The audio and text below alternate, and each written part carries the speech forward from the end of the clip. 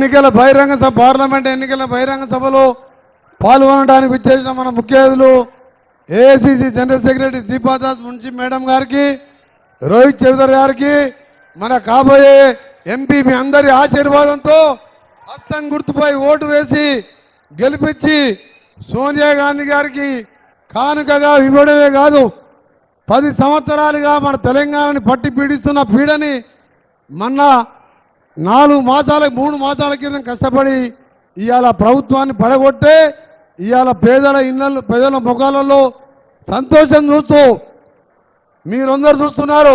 ఒకదాని వెనుక ఇచ్చిన 6 గ్యారంటీలు అమలు చేస్తూ ఈరోజు మళ్ళా శ్రీరాముని పాదాల దగ్గర పేదలు 10 సంవత్సరాలుగా ఇల్లు లేని వారికి ఇల్లు కట్టించే 5 లక్షల రూపాయలు ఇల్లు కట్టించే ఇందిరమ్మ పథకాన్ని ఇప్పుడే అక్కడ ప్రారంభించుకొని వస్తున్నామని మీ అందరూ కూడా గర్వంగా చెప్తున్నాం. 10 ఏళ్ళలో ఒక్క ఇల్లన కట్టుకున్నా? మీరు ఒక్క ఇల్లన కట్టినా? ఒక్కరికన్నా ఒక పేదవారి మహిళల గురించి ఆలోచించినా?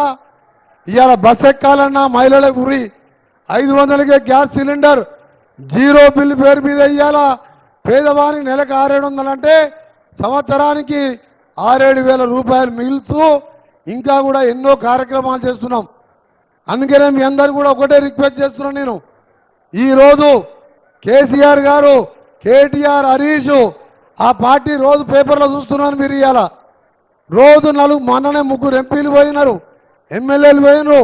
మన పార్టీలకు ఎంతో జడ్పీ చైర్మన్లు, ఎక్స్ ఎమ్మెల్యేలు కాంగ్రెస్ పార్టీలోకి వస్తున్నారు.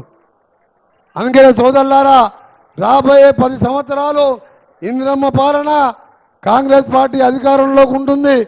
రేవంత్ రెడ్డి గారు ముఖ్యమంత్రిగా, మేమందరం మినిస్టర్లుగా ఒక టీం లాగా పనిచేస్తూ మా ఎమ్మెల్యేలు అందరం కూడా ప్రజల మధ్యలో ఉంటున్నాం. ఇవాళ మీరు సెక్రటరీ పోతే ఉదయం పోతే సాయంత్రం వరకు కొన్ని వేల మంది మా దగ్గరకు వస్తున్నారు. కానీ కేసీఆర్ పాలనలో సెక్రటరీ కానీ మంత్రుల దగ్గర కానీ ఎవరు పోయేవారు కాదు. ఎందుకంటే అక్కడ కుటుంబ పాలనలాగా ఉండే పరిస్థితితో ఇవాళ ప్రతి ఒక్కరు వచ్చి మా దగ్గర వాళ్ళ బాధలు చెప్పుకుంటున్నారు.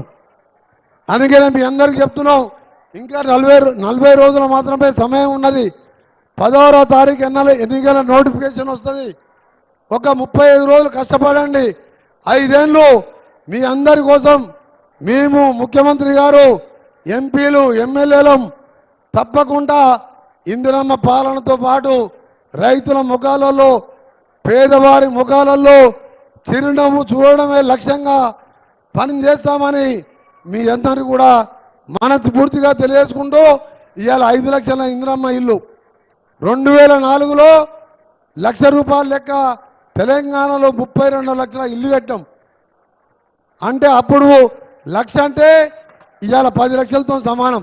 అయినా 5 లక్షలు సొంత జాగా ఉన్నవారికి ఇల్లు ఇచ్చే కార్యక్రమం చేస్తున్నాం.